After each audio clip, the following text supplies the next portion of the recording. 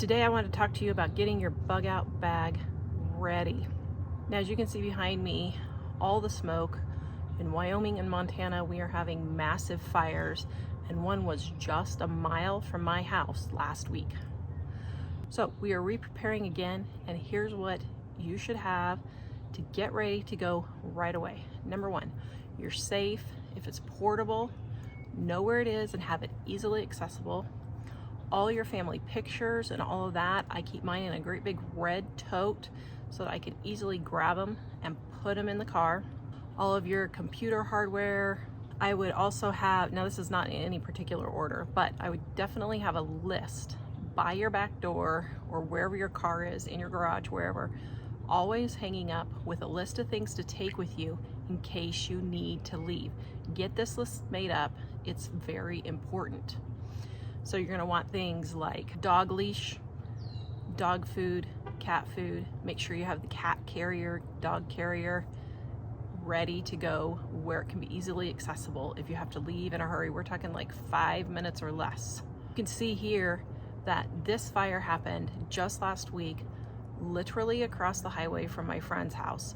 And she was getting packed up and getting ready, and her neighbors were out there saying, well, you don't need to be getting all panicky about this. Yeah, you do need to be getting panicky about this. And to her credit, she was getting all of her animals ready in the car, got their bags all ready. But you know what, guys? You need to have a bag packed and ready. In my friend's case, not only did a prairie fire start, but it was headed towards a very volatile building that had things that could boom really quick. So she was ready to get out of there. But even if you're not in that situation, you never know what could happen. In your bug out bag, you want an extra set of clothes. I would say 2 pairs of socks and 2 pairs of underwear, because if you live in a humid climate, even if you wash them out, they may not get dried out in time. And by the way, if you have to wash those out, roll them up in a towel and push all of the extra moisture out if it's possible, and then let it dry. That way it'll take less time to dry. Then you're gonna want at least a couple days worth of granola bars, beef jerky, easy food that you can take, but still easy food that you can take, that you don't have to prepare, that you can just eat right away. Water purification of some sort, a life straw, water purification tablets, something of that sort. This video is brought to you by our Dining on a Dime cookbook. It is on sale right now. Well, guys, we've had our Dining on a Dime cookbook for 25 years. Easy recipes, get you in and out of the kitchen quick, your family will love, with ingredients you can afford, and start saving money at the grocery store without spending hours in the kitchen. A map. We live in Wyoming. Cell service is sketchy at best here. My family was up camping this weekend. Basically, there was no cell service. So you may not be able to download those maps. So go to your local visitor center. We just went down to the rest area that has a visitor center here, and we picked up like 5 or 6 different maps, one to have in our bug out bag, one to have in each car, one to have just sitting in the garage in case we lose some of the others.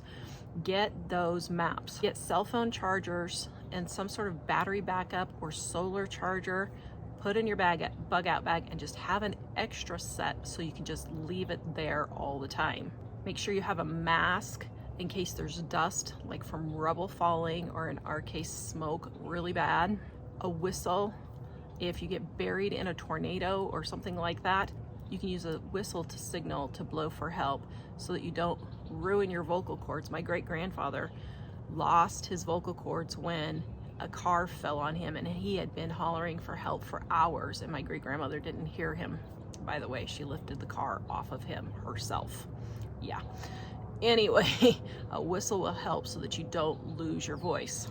Guys, if you are liking this video, would you please give it a thumbs up? Right below this video, there's a thumbs up. It helps YouTube know that you like our videos and pushes it out to more people. Also, please subscribe if you love these tips and ideas. If you have room, battery power or hand crank radio with extra batteries, basic first aid, some gauze, some antibacterial ointment, you know, a few things to close up, like butterfly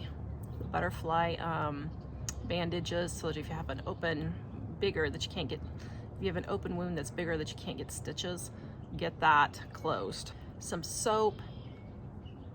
It's really good. If you have room, a few disinfecting wipes or just a bottle of hand sanitizer would be good. Fold up a few paper towels in there, you know, 10, 20 paper towels. Just fold them up really small, put them in a zipper bag. Then you can wash with those if you need to. Wear glasses, extra glasses. And of course, all of your family documents, important papers, get all of those put in your portable safe that you can just pick up and take with you the whole entire thing. If you're a Mr. Smith and Mr. Wesson carrier, then I would go ahead and make sure you have a portable one of those in your safe also. Paper, pencil, a little notebook for taking notes, those types of things. Then also, if you have little kids, coloring book, not crayons, because if you're in a hot environment they'll melt, but something like colored pencils, coloring book. Colored pencils are also lighter weight, I think, than markers probably would be, and they won't dry out like markers and they won't melt like crayons. So coloring books, a few small toys, little car, truck, whatever, dolls, games, puzzle, Uno, Skip-Bo, just a deck of cards. And even for adults, have a deck of cards, Uno, Skip-Bo, just playing cards, something to entertain yourself. Before I get to the last one, guys, comment and let me know what you put in your bug out bag or have ready to go in case of fire. I love where what they call, it's a draw behind me, little valley. The city does not maintain it. It's all natural. This is the problem with the natural stuff, guys. But it's just kindling waiting to go up. And so if lightning struck right behind me, it would just go whoosh straight down the draw, and we would have to be out probably in less than 5 minutes, probably 2 or 3 minutes by the time we figured out that we would have to get out. So right now I'm making sure that everybody has everything ready to go in case we need to get out of here quick. The next things are prescription medications.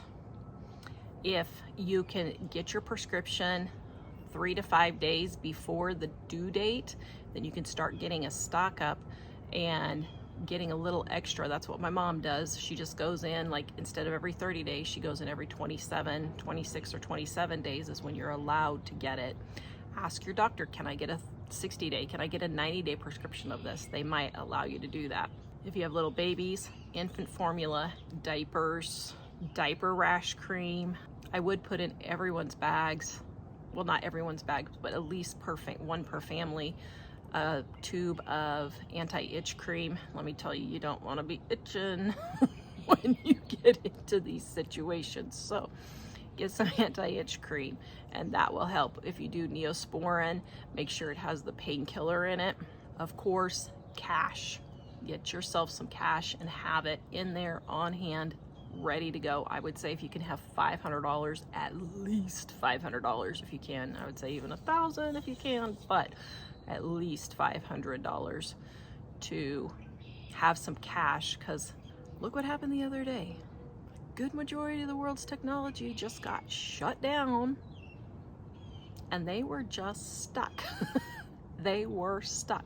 So you may not be able to go into the store and buy anything, but you might be able to buy something from someone or someone that has it on hand. Also, I would keep a fire extinguisher in your car.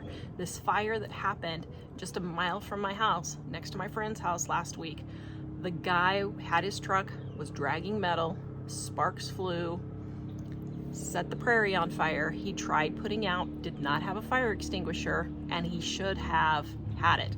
One time Mike and I were on the highway and this guy was pulled over on the side of the road, and I said, his car is on fire. And this guy didn't even know his car was on fire. So we got out, helped him get it put out, called 911, got him out of the car. So you never know when you're gonna need a fire extinguisher. Please comment below and let me know what your bug out ideas are. We will see you guys next time, livingonadime.com.